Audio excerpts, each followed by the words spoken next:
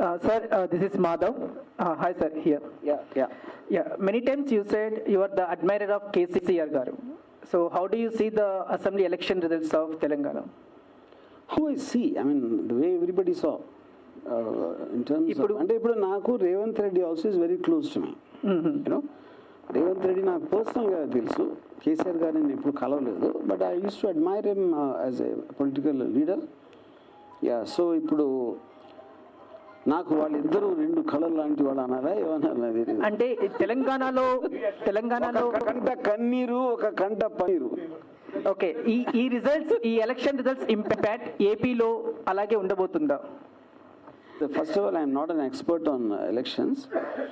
అంటే నా particular point of వ్యూలో, and I'm very very bad in understanding elections. ఇప్పుడు రేవంత్ రెడ్డి వాజ్ చాలా స్ట్రాంగ్ ఫోర్స్. తన ఒక ఏమంటారు దాన్ని, ఒక పర్సనాలిటీగా, ఒక డైనమిజం తోటి ఒక స్ట్రాంగ్ అపోజిషన్ లాగా వచ్చారు అన్న ఫీలింగ్.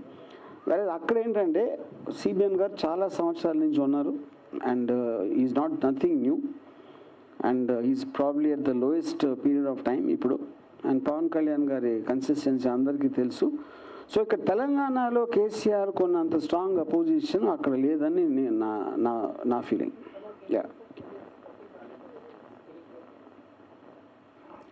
అదే నా చాలా స్ట్రాంగ్ ఫీలింగ్ ఏంటంటే పవన్ కళ్యాణ్ చంద్రబాబు గారు కోవర్ట్ అని జనసేన పార్టీలో.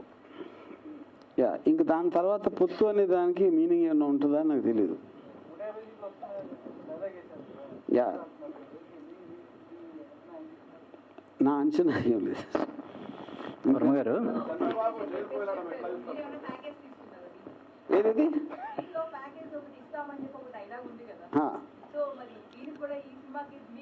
నాకు ప్యాకేజ్ ఇది ఇప్పుడు అది అడుగుతూనే ఉంటారు. ఓకే, నేను నో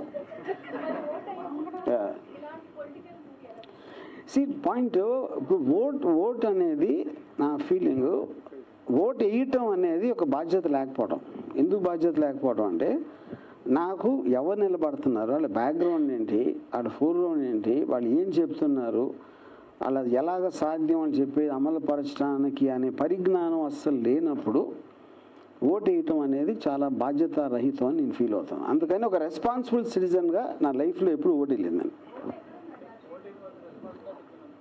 ఇది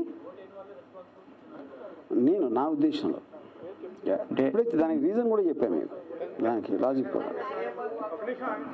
వర్మ గారు, యా, ఇప్పుడు ఈ మధ్య మీరు యానిమల్ సినిమా మీద విపరీతమైనటువంటి ప్రశంసలు కురిపిస్తున్నారు. సందీప్ రెడ్డి వంగ డైరెక్షన్ టాలెంట్ గురించి కూడా. అందులో అతను 3 hours 20 minutes 27 minutes అలా తీశాడు. అంటే నిడివితో సంబంధం లేకుండా సినిమా తీశాడు. దాన్ని కూడా మీరు ప్రశంసించారు. మీరు కూడా ఈ వ్యూహం శపథం సినిమాని ఒకే భాగంగా కొంచెం నిడివి ఎక్కువైనా ఒక 3 hours 15 minutes అలాగ వచ్చినా పర్లేదని అనుకోలేదు. ఇది ఇప్పుడు ప్లాన్ చేసినప్పుడు సందీప్ ఇంకా తీయలేదు కాబట్టి అది తిరిగి లేక ఇలా తీసాం.